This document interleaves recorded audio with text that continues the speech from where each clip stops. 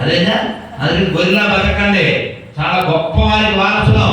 ఋషులు పుట్టిన నేలలో పుట్టాం, వీరులు పుట్టిన నేలలో పుట్టాం. పౌరుషంతో జీవించండి. మీరు ఏ మతం మారినా చచ్చిపోతారు, మారకపోయినా చచ్చిపోతారు. కానీ స్వాభిమానంతో జీవించండి, స్వాభిమానంతో మరణించండి.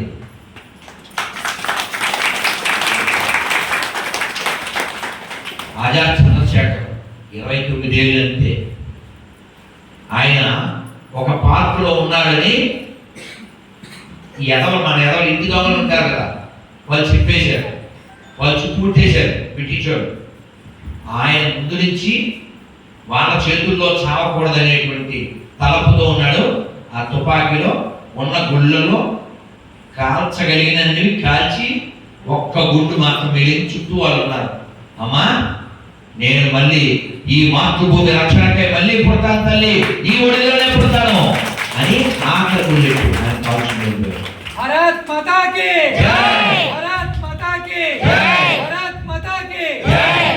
కాబట్టి దేశభక్తి లేని, స్వధర్మ నిష్ఠ లేని, స్వాభిమానం లేని జాతి ద్రోహుల ఎలాంటి మతాల పాషండ మతాల నుంచి ఈ దేశాన్ని ధర్మాన్ని రక్షించుకోవాలంటే మనం మాట్లాడాలి. అలాగే మన ఆచరణ బాగుండాలి. మీరు ఖచ్చితంగా బొట్టు పెట్టుకోండి, మీ పిల్లలు బొట్టు పెట్టుకుని బయటకు వెళ్ళేలా చూడండి. అలాగే దేవాలయానికి వారానికి ఒకసారి వచ్చేటట్టు చూడండి. అలాగే దేవాలయాలు నిర్వహణలు ఎక్కడున్నా సరే, రాష్ట్రం దేశం ఎక్కడున్నా, మొన్న నేను రావులపాలెం వెళ్ళా.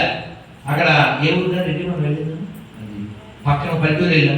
సాంగ్ రిలీజ్ చేశాం కదా, దాని పేరు వెదిరేశ్వరం. విధుడు అక్కడ తపస్సు చేశాడు. అక్కడ అప్పుడు కాలం గుళ్ళు 3 ఉన్నాయి, బయట కొత్త గుడి ఉంది. ఈ గుడి పూజారి ఆ రామాలయం చుట్టూ శ్లోకాలు రాయించారు. నేను వాళ్ళతో చెప్పించాను, అది కూడా రామాయణం ముఖ్య శ్లోకాలు.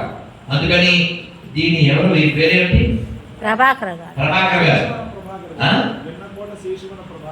వెన్నకోట, నాకు విన్నపాలు గుర్తొస్తుంది.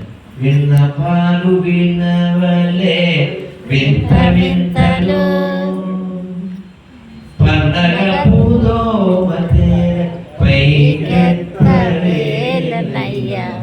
విన్నపాలు వినవలే వింత వింతలు. కాబట్టి వెన్నకోట వారికి చెప్పండి ఏమనంటే, ఇక్కడ ఆ పై భాగంలో చక్కగా ముఖ్య శ్లోకాలు నేను మీతో చెప్పించేసి వెళ్ళిపోతాను, రికార్డు చేసేసుకోండి. వాటిని ఈ గుళ్ళోనే కదా అన్ని గుళ్ళల్లో పెట్టండి.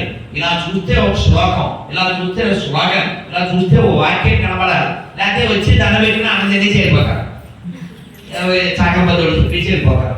ఏ మార్పు రాదు. మీరు చూడండి, చిన్న చర్చి కడతాడు, లోనికి రమ్మో అంటాడు, బయట బోర్డు అంటాడు. వాడు నీ కొరకే కార్చను 5 ఏళ్ళు ఎంత కార్చండి ఇదో రాసింటాడు. ఇది ఇక్కడ మన రాజుగారి కోట ఉందా, రాజుగారి చెల్లెలు కోట. ఏంటి కోట పేరు?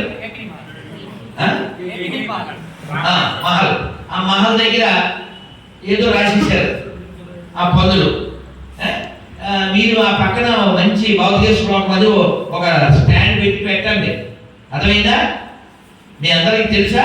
రఘుపతి రాఘవ రాజారాం, పండిత్ పావన సీతారాం, మూడో లేను.